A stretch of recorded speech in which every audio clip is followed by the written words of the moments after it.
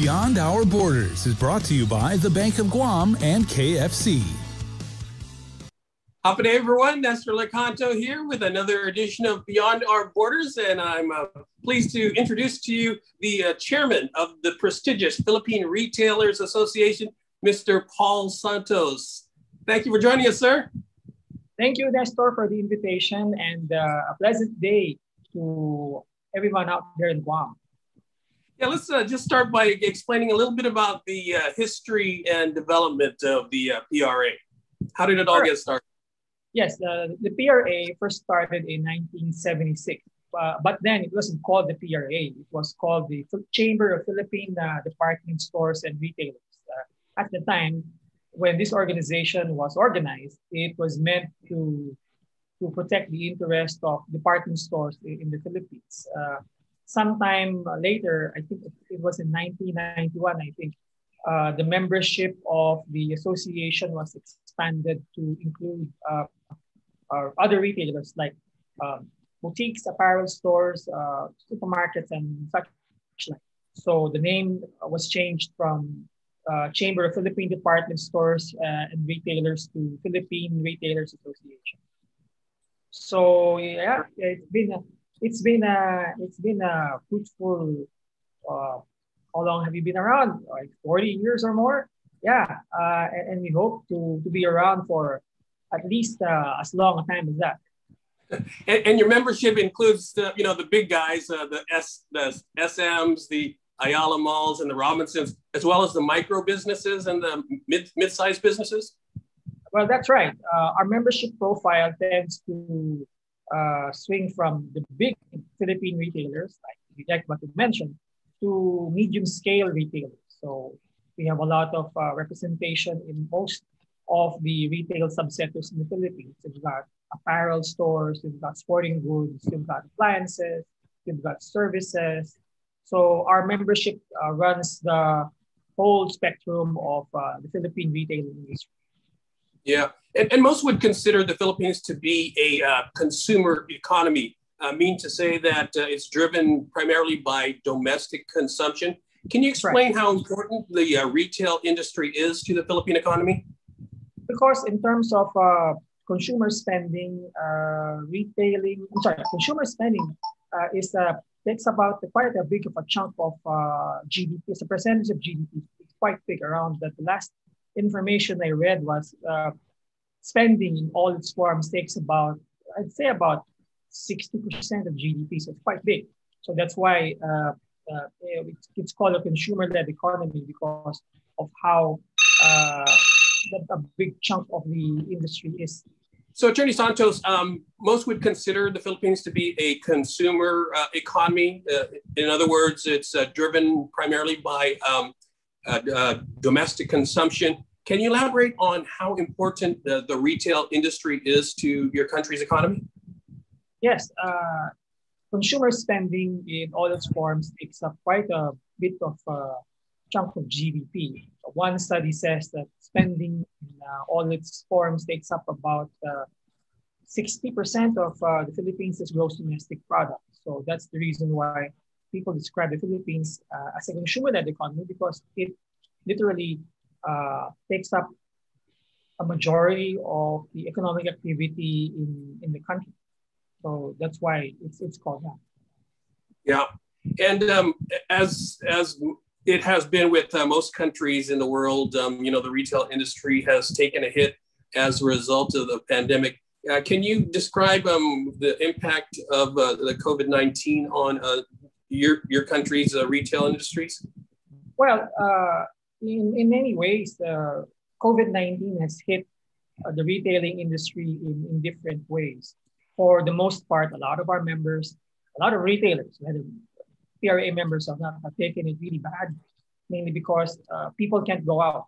They can't go out to shop because of all the movement restrictions that were imposed since last year. And also, people are afraid of going out to shop, especially in the Philippines' shopping malls. But then again, there are some industries who were not as hit hard by the pandemic. If you happen to be dealing in food, or you happen to be dealing in home goods, or anything that would make your homestay as comfortable as possible, then you would probably be least affected by the pandemic as, say, a company that does nothing or sells nothing to help you make your stay at home comfortable. So it's quite uneven. Some are riding it out fairly well. Some are not riding it out well at all. So even for the guys that are doing well in this business, they have to spend more for sanitation, for transportation, for tests. So any gains in sales are immediately offset by additional expenses in making sure that the store is safe, that your employees are safe, that your customers are safe. So yeah, I can probably say that COVID-19 has hit my industry pretty bad in 2020. Yeah, so it's been similar to like Guam, where there's been a sort of an uneven impact of the pandemic.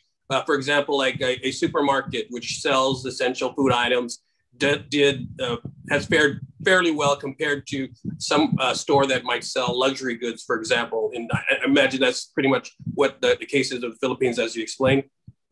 Yes, that's right. If you happen to be a supermarket, you'd be doing pretty well. But like in our case, any gains made in sales there is offset by increased expenses, mainly having to do with sanitation, and that you do not open as long as you used to. Like, for example, it's the norm in the Philippines for, say, supermarkets to be open until about 9 o'clock, sometimes until 10 or 11. But because of movement restrictions, you'd have to be closed by maybe like 5 p.m. or 6 p.m. And sometimes there have been occasions where you can't fit as many people in your shop as you used to, because instead of having, let's say, 100% capacity, you're required to only let in people like half your planned capacity. So it's not all positive for people who are doing well. Beyond Our Borders is brought to you by the Bank of Guam and KFC. It's not always easy trying something new. Sometimes you have to help your loved ones along. Nana is so used to her weekly trips to the bank that going online can be a little scary for her. But her grandson knows that banking online is safer and easier. So he's teaching her how to get started using Bank of Guam's online banking videos. Teaching is one way to show our loved ones we care, keep your family safe at home, and show them how to bank online. Find easy-to-use online banking tutorials at bankofguam.com or on our Instagram and Facebook pages. Bank of Guam, member FDIC. Beyond Our Borders is brought to you by the Bank of Guam and KFC. Yeah, I know, like in the U.S., Philippines is the same in that Christmas is probably for retailers the biggest time of the year by far.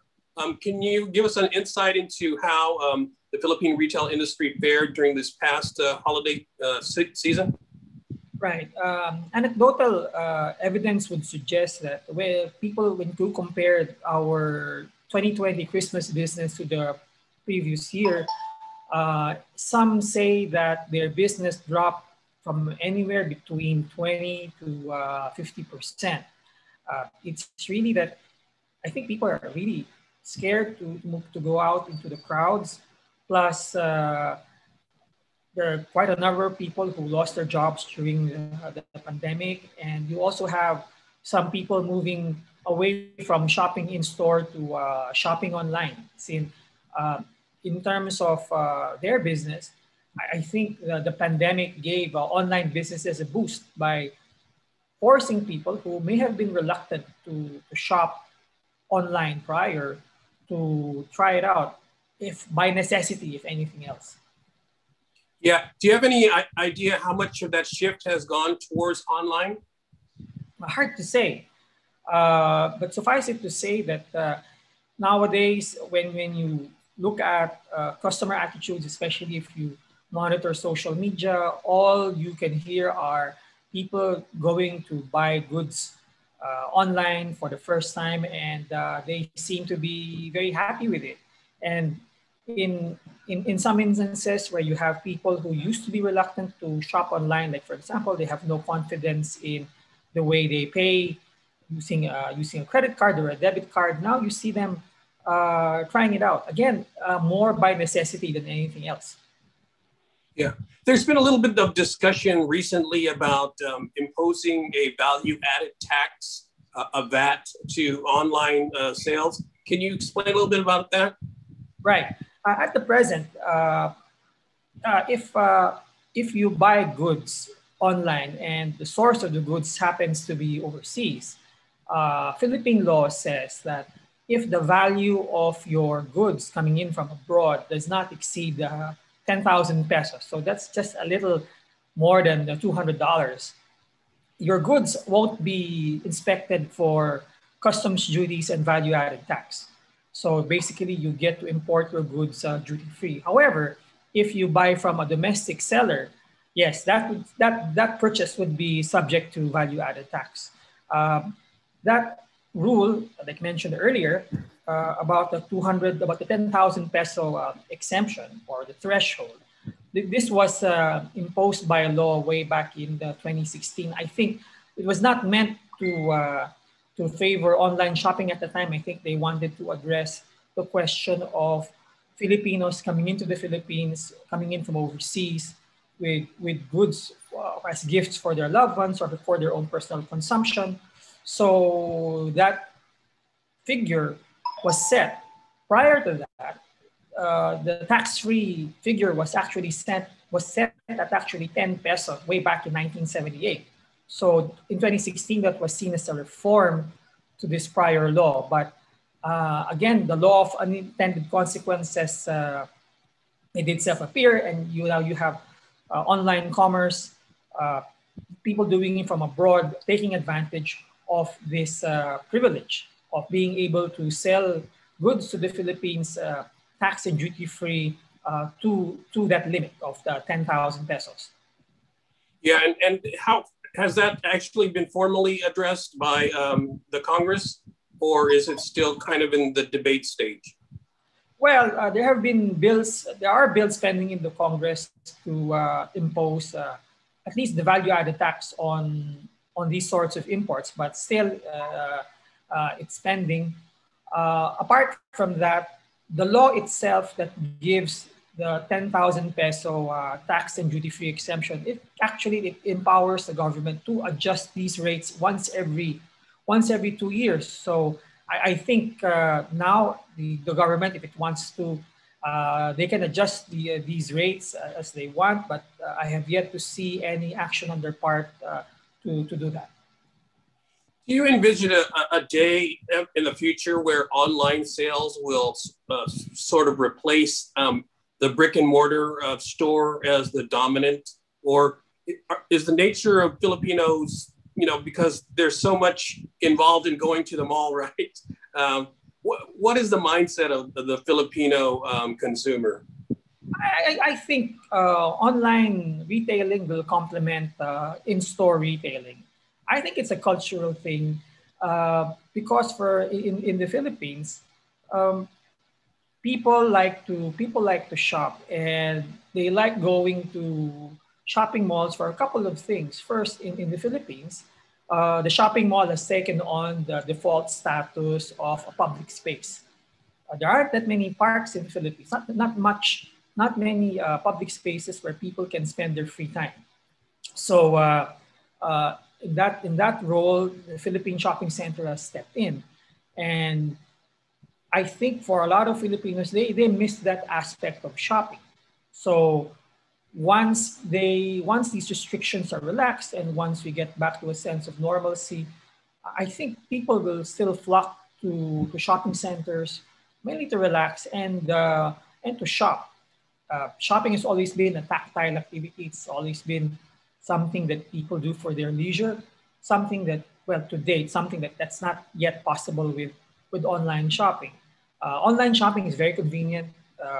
You can buy far more variety of goods online that you can while shopping in store. But shopping in store gives you an immersive experience engaging all of your senses. So I think moving forward, online shopping is going to complement in-store, and especially now that bricks and mortar stores in the Philippines are adopting omni-channel as a strategy going forward in the same way that retailers in the US and in Europe are doing. Yeah, we have in the Philippines, there's like Lazada and Shopee. That sort of a platform has emerged over the recent years. Yes, they're doing quite well in the Philippines. They're very popular. They advertise a lot, and when you go to social media, you see people flexing the things that they bought from these platforms, and seriously, the stuff they sell online, the variety is so much more than what you could find in store. Like, for example, in my case, there are some goods that I used to have a hard time finding in store, but since I can shop, for example, especially for small electronic items, where there was such a pain to look for. But now all I do is just look for it online, one click, and wait a couple of days, maybe a week, and it's there, and it's not all that expensive. It's complementary, I think. Moving forward, it's going to be. I don't think it will displace. Online. I mean, in-store shopping. It will be complementary, and for bricks and mortars retailers who are smart enough to take on this emerging trend, they will adopt measures like omni-channel to make sure that wherever their customers go, in store or online, they will enjoy the same customer experience wherever they go. Beyond Our Borders is brought to you by the Bank of Guam and KFC. When making the new Kentucky Fried Chicken sandwich, people asked how I felt about burger places selling fried chicken. I'd say that's none of my business, just like making fried chicken is none of theirs. Get the new Kentucky Fried Chicken sandwich. It's finger-licking good. Beyond Our Borders is brought to you by the Bank of Guam and KFC. So how do you think, Mr. Chairman, the Philippine retail industry will rebound after this pandemic is finally over, hopefully sooner rather than later? I think for us in the industry, we're taking this time to take stock of what we do, of our business models. What we think might not work in a post-pandemic world, and what we think will make it. So far, everything is in flux. Going a year into the pandemic, sometimes you think that you have a trend set, and a couple of weeks later it disappears. But one thing is certain, I think, from my perspective, is that you must be able to sell or cater to your customers to make their home experience more comfortable.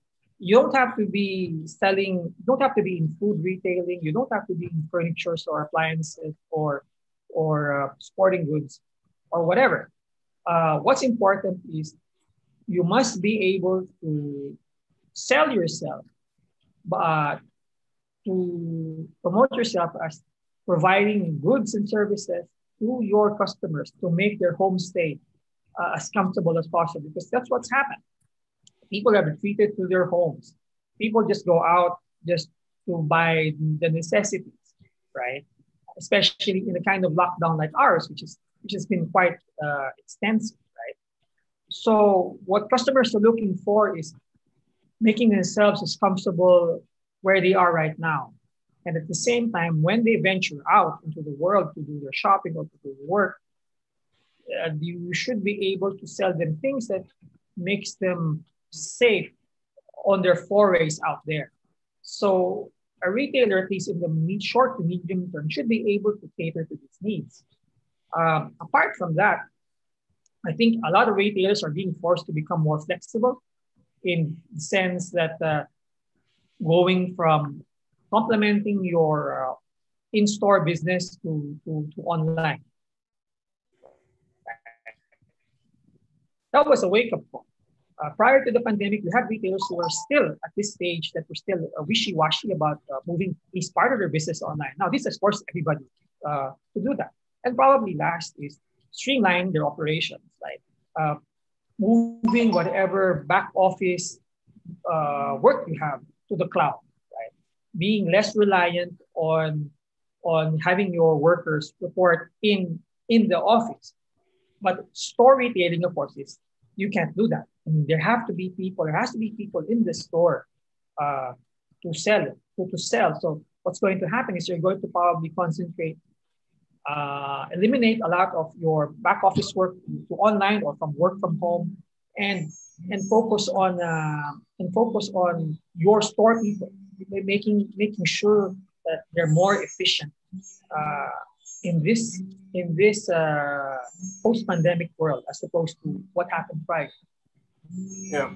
Do you think that the Filipino consumer has evolved over the years, or is it pretty much remained the same in terms of, for example, those who might avail of goods at a Divisoria or a Green Hills as opposed to the more sophisticated malls? Or is the Filipino consumer pretty much has stayed the same over the years? I think the Philippine consumer has been more sophisticated over time. I think first, you have consumers that have been exposed to work overseas, right? So you have Filipinos who work in places like in the Middle East, in other parts of Asia, in the United States. When they come home or when they tell stories to their friends and relatives in the Philippines, they take with them the things and the experiences that they witnessed while working abroad, and these tastes they share it with their friends, they share it with their family, and these people look out for these goods when shopping in the Philippines, shopping at home, and when they don't find it, they make demands on the stores to bring it in, or we'll go find another shop that does, right? And second, and more importantly, second is the presence of the internet and of all the media that has, the torrents of media and entertainment that has come in since then. This has helped shape consumer attitudes and behavior. The next is people's incomes are going up. They have better expectations of what they want. I think one example here in the Philippines is the rise of C-stores, convenience stores, right? People are demanding a better experience in their neighborhood shopping as, say, what they used to maybe like a couple of years ago, maybe 10 years ago, when the only neighborhood convenience store that you would find would be the sari-sari store, small corner store, right? Now, since the convenience stores have come in, these are things that people want. These are the things that people want to shop in for stuff that maybe like at 1 in the morning or at 10 in the morning, you want to get yourself a drink or a coffee or buy something that you missed from your last grocery run in a better environment with more choice. So it has evolved. Certainly it has evolved. And the Filipino consumer today is far more cosmopolitan than he or she was 5 years ago or even 10 years ago. Yeah. And last is, of course, internet. I mean, internet shopping, online shopping, that has really made consumers aware of the realm of possibilities out there, of what they want to buy, the quality of they want to buy at the price point that they want to buy. Beyond Our Borders is brought to you by the Bank of Guam and KFC. When making the new Kentucky Fried Chicken sandwich, people asked how I felt about burger places selling fried chicken. I'd say that's none of my business. Just like making fried chicken is none of theirs. Get the new Kentucky Fried Chicken sandwich. It's finger-licking good. Beyond Our Borders is brought to you by the Bank of Guam and KFC. Yeah, I wanted to get your thoughts on the Philippine economy as a whole, because pre-pandemic, it had probably the strongest growth in all of Southeast Asia. How do you think the Philippines economy will recover after the pandemic? I think what's important here is to instill a sense of confidence in consumers. right now, people aren't shopping as much as they used to because for some, don't have work. For others, they may have work, but they're only authorized to go to the office maybe just a couple of days a week, right? There are some people who may still be lucky enough to have a full job with full wages and benefits. But times are so uncertain that maybe these guys aren't spending as much as they used to because they're putting aside some of their income for a rainy day.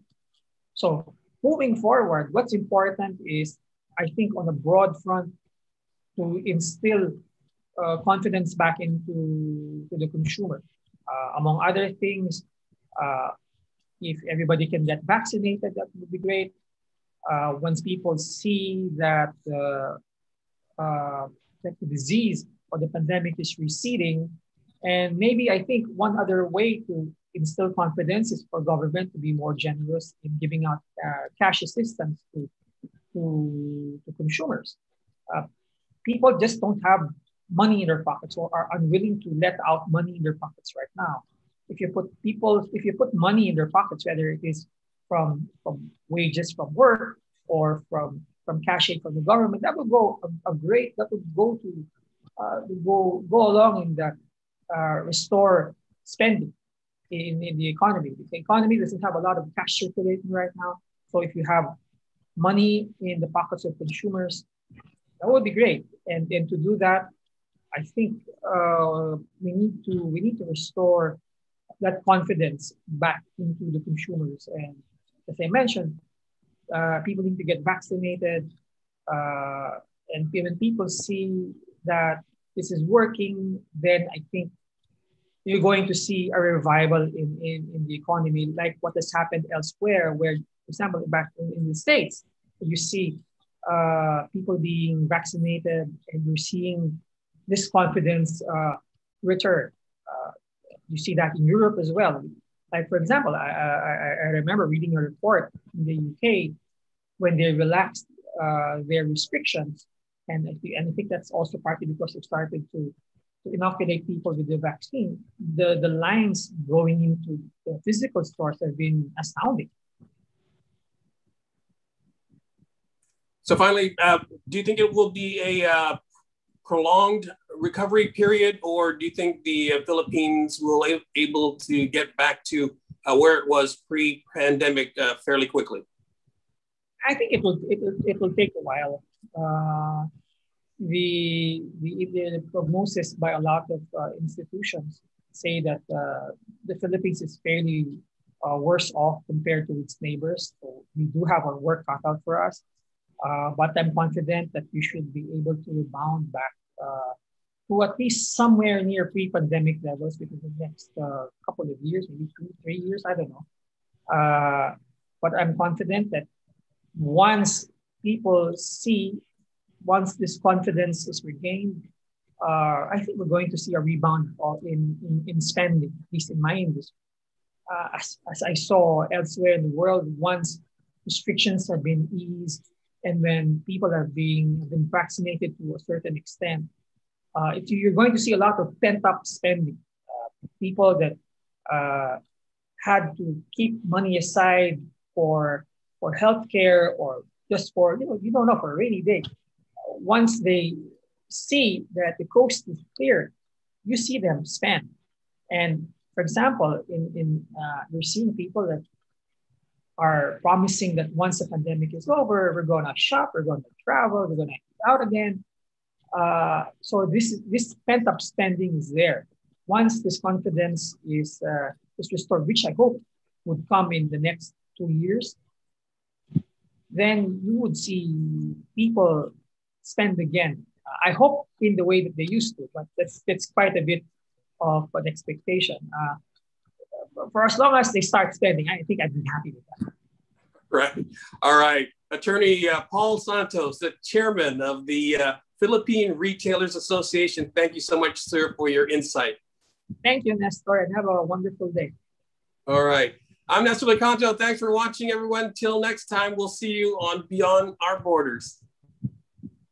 Beyond Our Borders is brought to you by the Bank of Guam and KFC.